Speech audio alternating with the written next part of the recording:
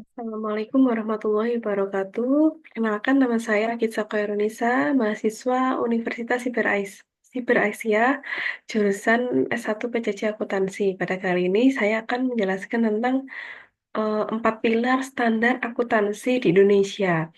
Presentasi ini akan membahas empat pilar utama dalam penerapan standar akuntansi keuangan atau SAK di Indonesia. SAK disusun untuk memenuhi kebutuhan pelaporan keuangan entitas dengan berbagai ukuran dan karakteristik. Kita akan membahas SAK internasional atau IFRS, SAK umum, SAK EP atau etap, entitas tanpa akuntabilitas publik, dan SAK EMKM atau entitas mikro, kecil, dan menengah. Setiap pilar memiliki entitas yang harus mematuhi dan referensi atau acuan yang berbeda. Yang pertama yaitu SAK internasional atau IFRS. Entitas yang harus comply yaitu Public Accountable Entities atau PAE, seperti perusahaan publik, bank, asuransi, dan entitas besar yang terdaftar di pasar modal. SAK internasional mengatur entitas yang beroperasi dengan sifat transaksi yang lebih terbuka dan lebih kompleks. Referensi atau acuannya yaitu IFRS atau International Financial Reporting Standards yang dikeluarkan oleh International Accounting Standard Board atau IASB. IFRS mengatur berbagai aspek dalam laporan keuangan dan diadopsi oleh negara-negara yang memiliki standar akuntansi berbasis internasional. IFRS ini lebih bersifat prinsip atau principle based, sementara USGAAP ini lebih terperinci dan berbasis aturan atau rule based. Yang kedua yaitu SAK umum. Entitas yang harus comply yaitu Public Accountable Entities atau PAE, seperti perusahaan besar, bank, asuransi, dan institusi yang tercatat di bursa. SAK umum ditujukan untuk entitas yang melibatkan publik dalam transaksi keuangan. Kemudian referensi atau acuannya ini bukan IFRS, melainkan standar yang diterapkan di Indonesia. SAK umum adalah standar yang diterapkan di Indonesia yang diadaptasi untuk entitas yang memiliki dampak terhadap publik, namun tidak sepenuhnya mengadopsi IFRS. SAK umum diadaptasi untuk entitas yang memiliki dampak terhadap publik, namun tidak sepenuhnya mengadopsi IFRS. Yang ketiga yaitu SAKEP atau etap, entitas tanpa akuntabilitas publik. Entitas yang harus comply yaitu entities without public accountability atau etap, seperti perusahaan kecil dan menengah atau UKM.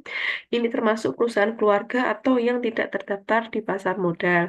Kemudian referensi atau acuannya bukan IFRS, melainkan standar yang disederhanakan. SAK-EP atau etap ini memberikan aturan yang lebih sederhana dibandingkan dengan SAK umum, dengan mempertimbangkan keterbatasan sumber daya dan kompleksitas usaha yang lebih rendah.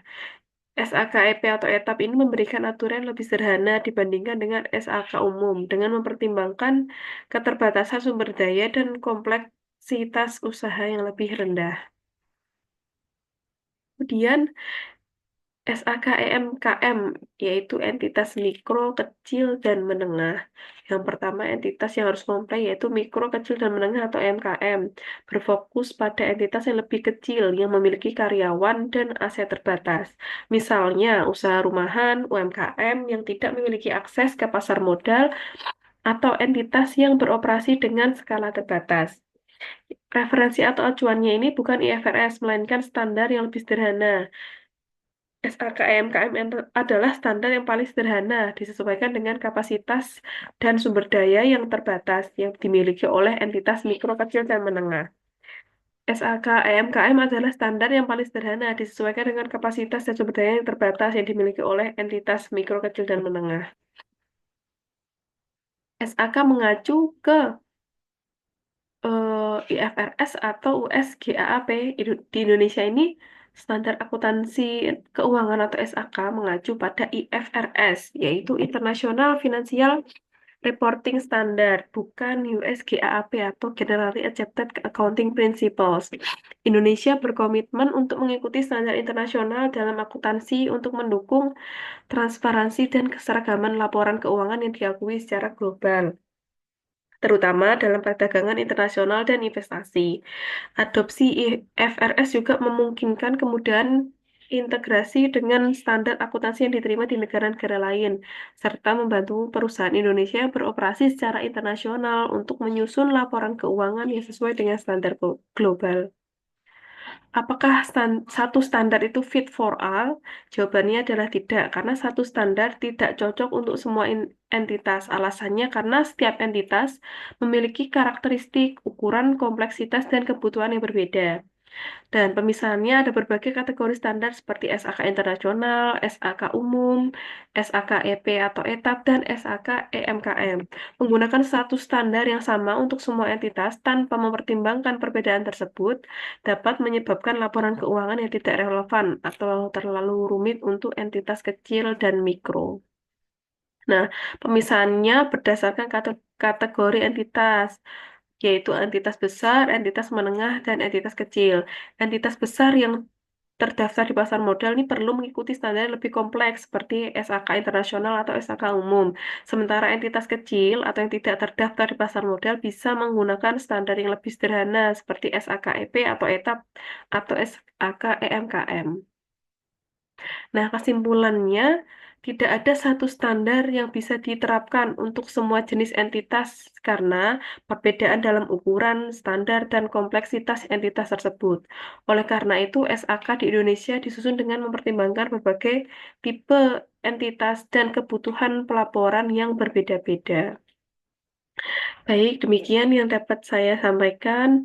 Mohon maaf apabila ada salah kata dan kekurangan. Terima kasih. Wassalamualaikum warahmatullahi wabarakatuh.